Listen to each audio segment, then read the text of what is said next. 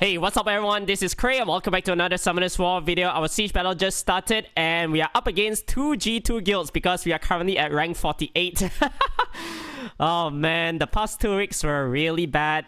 Just second and third places every single time because of either 2v1 or we just secure second place against things like all the top guilds, you know. So yeah, it is what it is, but hopefully we can make a strong comeback for the remainder of the sieges before the tally, right? So just breezing through the defenses here. Pretty much standard stuff. We don't really need to talk into detail about all this kind of things, right? So yep, let's start our matches. Starting our first match of the day here up against the Chandra Zima and a Light Geralt. So honestly, this one, not too sure what to bring in, but Tetra kind of counters the bomb coming out from the Zima. Josephine is there because there's going to be quite a lot of stuns coming out from the opponent's side. And we really want to kill off the Light Geralt first though. Oh my god, he's hitting so hard, man. Oh, the anti-clan's debuff so annoying. Oh shit, man. Okay, good counter stun. So, branded as well. We continue working on it. Yeah, nice stun onto the Chandra. I need to keep him at bay because of the potential hug. Oh, we didn't land any dots onto the Light Geralt though. Okay, come on. Yeah, I'm just gonna finish it off. Okay. So Zima is stunned up once again. Branding landed. Now the hug comes. Do we have the second skill on Josephine?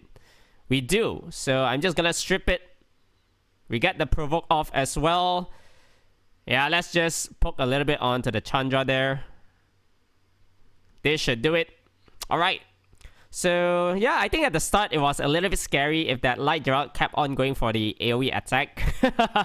Unfortunately, the AI is like quite bad. Okay, moving forward here, we are fighting this Wind Indra, Trix, and the more, and we're gonna be bringing in more generic offenses because like I said before, I am not gonna be fooling around anymore up until the end of tournament, if we make it. So this one, we want to just probably kill off the Trix first. Alright. Yeah, they do not have any heals anyway, so we can just go for the Madness Judgment. Okay, good freeze once again onto the fire unit. Oh, our aerial is actually taking so much damage. I don't know whether we can sustain though. Oh my god. Okay, good. We go for the third skill now. Alright, we can finish off this unit. So 2v3, Belial goes down again. Wow. I mean, on the bright side, I feel like my Camilla should be able to sustain even if we lose our aerial, alright? So let's see here. He gets the additional turn. Oh my god. We do not have heals though. Wow, he proc until he stunned himself. Alright, nice. So here, let's just poke this unit. No violent on my end. Hello. I also having violent runes, okay? Belial, please. So another 9 more turns. Okay, we got the freeze off onto the Moor. So his passive is up, I believe. And also one thing good whenever you're facing Indras on defense, right? Your Belial timer to wake up is faster because of the Thunder state. Look at that. And yeah, we're just gonna Madness Judgment him off the grid of the earth, and this Moor stands no chance. For this Mimir, Cichlid, and the Vigor, I think this team works pretty well where we should be able to soak up most of the damage done unless they violent proc a lot. Like an armor break and Mimir proccing like 4 or 5 times, then I think something dies. But if that doesn't happen, then I'm pretty certain that we should win. Alright, so we are gonna go all in onto the Mimir. Oh man, we do not have the second skill because of the Cichlid reset. Yeah, that's pretty unfortunate. Now, armor break landed onto my Tetra. Okay.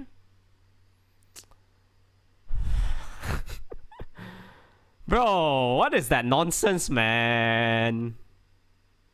Come on, I need to control. Okay, good. Now this is our window of opportunity to kill off something. Man, like, Okay, triple provoke once again.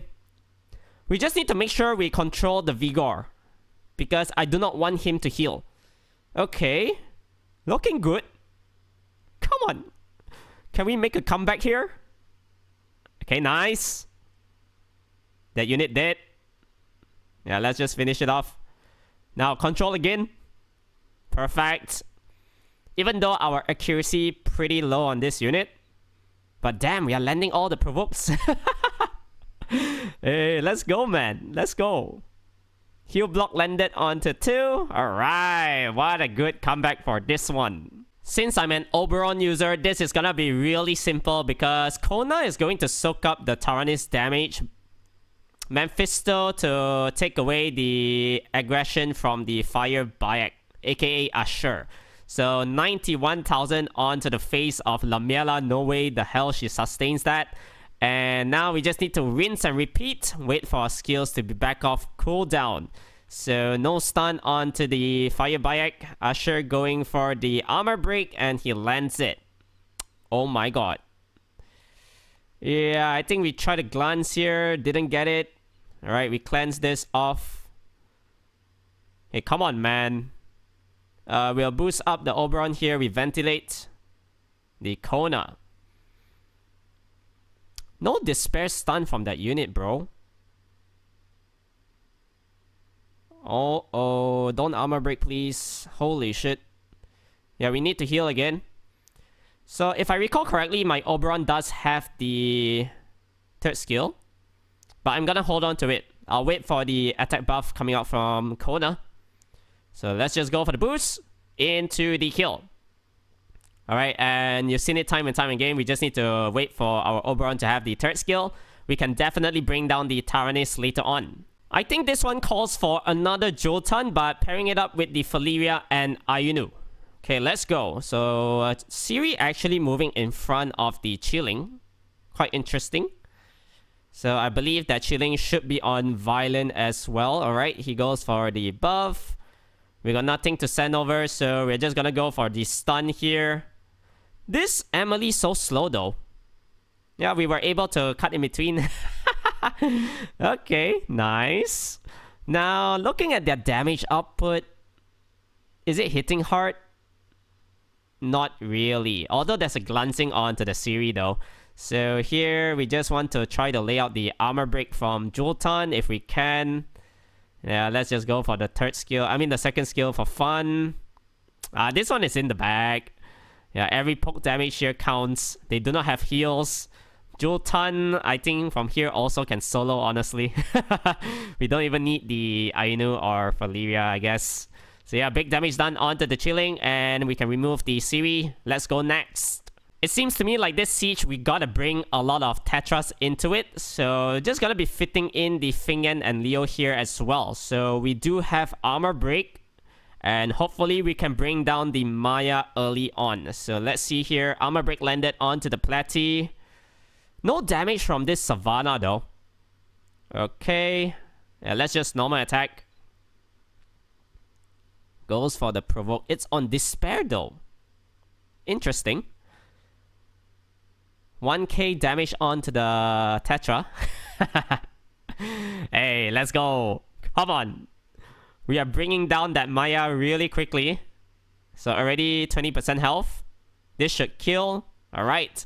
And then now we can probably just start working on to the Savannah, I guess. Whoever that we can land the armor break on. Alright. Ooh, that is actually decent damage coming out from Tetra, you know. So another round of Gigantic Roar.